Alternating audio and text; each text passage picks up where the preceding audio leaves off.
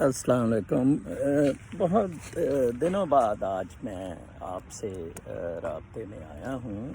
دراصل ایک تو میں پچھلے 10-12 دن سے سفر پر ہوں۔ کچھ عجیب قسم کے معاملات ہوتے ہیں میرے ساتھ، اس قدرت سے وابستہ زندگی گزارنے کا معاملہ۔ جہاں پہنچتا ہوں ایک قدرت کی طرف سے کوئی پروگرام بنا ہوا ہوتا ہے اور میں اس کا حصہ بن جاتا ہوں، اور اس میں کوئی میری پلاننگ نہیں ہوتی، کوئی منصوبہ بندی نہیں ہوتی۔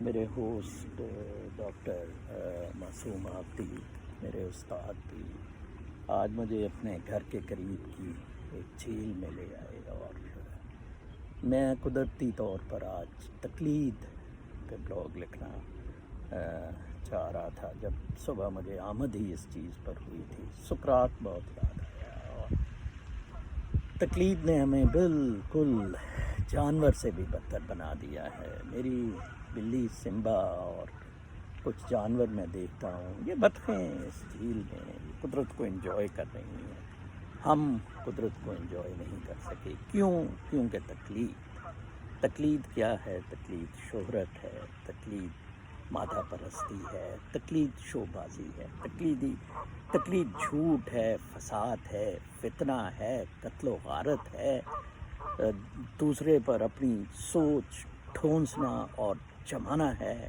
ایک فضول واہیات قسم کی شو بازی ہے۔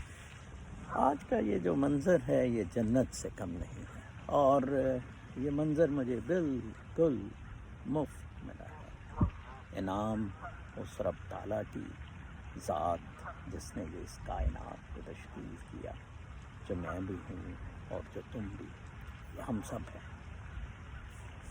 مجھے بڑے اس بات کا دکھ ہوتا ہے کہ انسان اس تقلید میں پڑ کیسے گیا، لیکن پھر میں سوچتا ہوں کہ اس کے پیچھے یہ چیز نہیں ہے کہ مطلب یہ ہماری چوائس نہیں ہے۔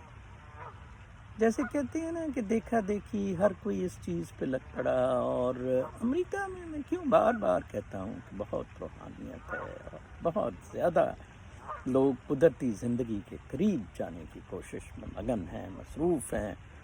پھر کہوں گا اگلا ارتقاء، انسانی ارتقاء قدرت کے ساتھ زندگیوں کا امریکہ سے ہی آئے گا۔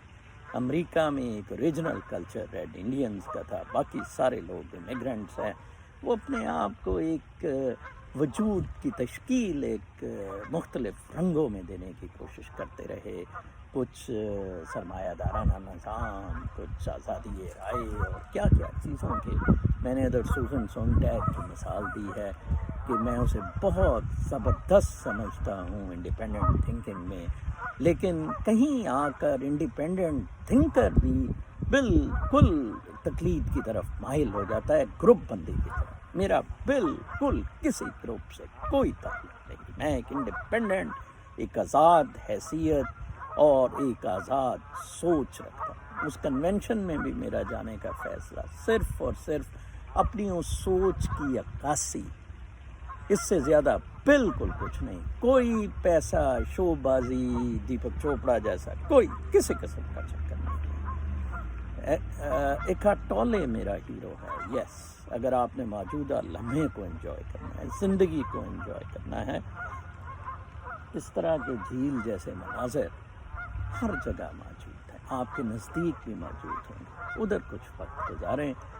اور آج کا میرا بلاگ پڑھنا نہ بھولیے۔ اپنا بہت خیال رکھیں، اللہ تعالیٰ آپ سب کا حامی و ناصر ہے۔